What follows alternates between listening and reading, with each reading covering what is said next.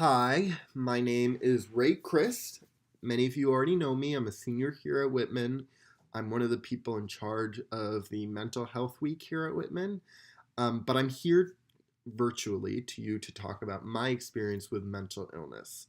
For those of you who remember the Mental Illness Assembly last year, I was one of the speakers, but I will try to change up my topics today in case you saw that so I'm not too repetitive. So I guess I'll start at the beginning. My depression really kicked off about midway through freshman year. Not really for any reason to this day. I don't know why it was like randomly in the middle of freshman year. It was like trying to think back to it. It feels like just one day I woke up and was like, "Oh, I'm depressed." Um which sounds super silly, but it was just like sudden one day I wasn't depressed and then one day I was. I didn't really know that's what it was at the time, but I later found out and gave a label to that. Depression can look like a lot of different things for a lot of different people, so when I use that phrase, it might be a little confusing.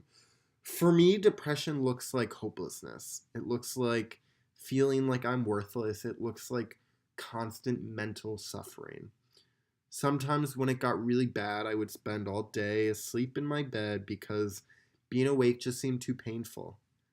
But it wasn't always like that. The vast majority of the time, I was still out doing the same things on the weekends, getting the same grades, doing the same extracurriculars. But the whole time, I was pretty miserable. Miserable and emotionally exhausted. I was always irritated and was snappy to the people around me. Anxiety came a little bit later for me. It's hard for me to distinguish when it really began since it can be so much like depression. For me, it looked like a series of periods where I'd start hyperventilating and I wouldn't stop until like my I started getting lightheaded because I was keeping my brain from getting oxygen. I later found out this is called an anxiety attack. Beyond those, there was a constant worrying about what I was doing and what I needed to do. I could be obsessive about to do lists. I remember one time I told a therapist that, like, the idea that you can go through your whole life never fully finishing everything on your to do list, like, you always have something to do, even if it's like small or you don't need to do it right away. The idea that you go through life always with a to-do list was physically uncomfortable to sit with, like nauseating to me. And if you can see, I'm like tensing up my shoulders because to me, like having things to do can just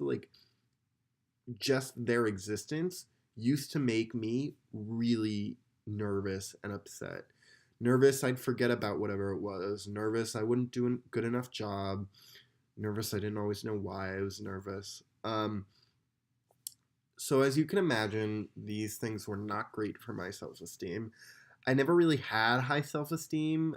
I was a bit of a mean kid in middle school and elementary school, if we're being honest. And I was always saying mean things to people, regretting what I'd said immediately, and then getting so afraid, like over whatever it was that I'd said that was mean, like so afraid that they hated me from then on that like I would never apologize. Like I would just be like, all right, friendship over. So I would always like get all this like guilt and shame built up within me about random things that I'd said to you like 4 years ago.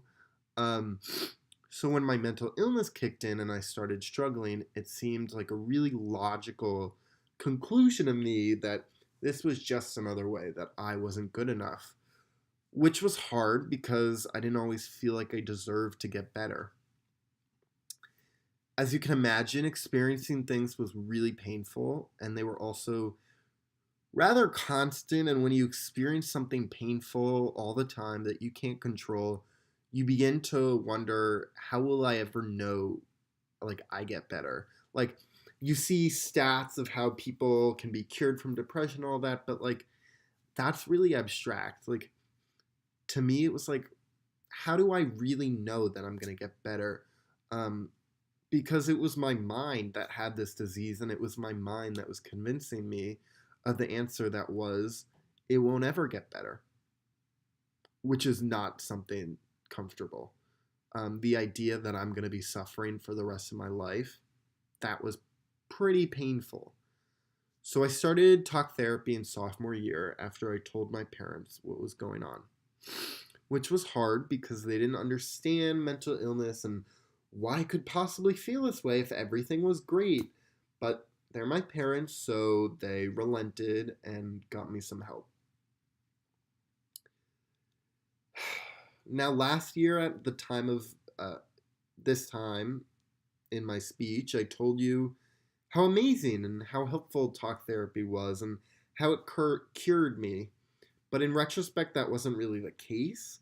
I started talk therapy from the beginning of sophomore year through last year. And while I thought it was working, I was still feeling some symptoms of depression and anxiety. For a few months last year, I had a period where I thought I was cured. That was when I gave the speech. But then after Mental Health Week, my mental illness, ironically enough, got a lot worse. Wow, that was confusing because here I thought I was totally fine, and then suddenly it felt like I was right back to square one, if not in a worse place. What I started doing in the beginning of sophomore year when talk therapy wasn't 100% effective is I'd start using external things to make me feel better. Low self esteem, I used grades and guys to make me feel like I was worth it. Because I believed I was worthless, I looked outside of myself for proof that I wasn't. I can't be worthless because I have straight A's. I can't be worthless because I hooked up with him. And if he wanted me, well, then I must be worth something. But something I've learned is that you can never really build up joy and self worth based on outside things if the inside of you looks like a pile of crap. There's this book that I really like by the Dalai Lama called The Book of Joy. And one of the things the author says in the book is if you look for joy in external material factors, you're gonna be disappointed because those things outside things can't fill the hole that is literally in you. Not literally, metaphorically, but not important. So at the end of the day, I could get all the good grades I wanted, but I would still look in the mirror and see an awful person who I hated. Something else I used to bring me joy was substances. I'm not going to talk about substances for too long because I don't want to distract from the issue of mental illness. But something I will say is that I thought I could never abuse substances. I thought substance abuse meant you were either homeless or in jail. And I wasn't those things, so I was fine. But I used substances to quiet that noise that was always in my head. And I used them an unhealthy amount. I remember a friend saying I should cut back, and I tried to explain to her, you don't understand. These things are my happiness. Like for a while, alcohol and marijuana, those things brought me joy, brought me instant gratification that I knew when I was experiencing so much pain that they would just reduce that pain, even for a few hours. The problem is, even if they make you feel better for a few hours, substances in the long term make things a whole lot worse. I think at Whitman we have a tendency to ignore substance abuse because it's just something adults scare us about to keep us from drinking, right? Substance abuse ended up being something else that I had to overcome to get healthy, and I can tell you, matter of fact, that is not the case. And if anyone has any questions about substance abuse, it's something I'm super open about, so please feel free to reach out to me. So with neither external things or talk therapy working, I was close to giving up. Until I found a new type of therapy that changed my life. DBT, it's called, is a mindfulness-based approach to mental illness. It's not for everyone, but I know it worked for me. I started it about a year ago, and it immediately started helping for me. Not going to go into too much specifics about it. If you're interested, feel free to do some more research or talk to your counselor about it. But the important takeaway that I want to bring from bringing it up is that even if the first type of treatment doesn't work for you, keep trying. I had to go through 3 antidepressants before I found the one that worked. Long story short, I got better, and that's why I'm here to talk to you guys today. What is it like? Well, very little on the outside of my life has changed. I have the same problems. I've had some successes and some failures, but I can go through life with joy regardless of what's happening around me. A few weeks ago, here, I'll just share this kind of random story. A few weeks ago, I was walking my dog and I just randomly stopped and stared at the sky and thought, wow, like, how amazing is my life right now? That's the kind of things that like will happen to me on my daily life, which is like super random, but for someone who finished their sophomore year believing he was either going to die or suffer forever, how amazing is like being able to look up and just like feel like life is amazing. And that's not something I could have imagined even a year ago. So if you're listening to this and you're out there suffering, even if you don't believe it will get better, have some blind faith.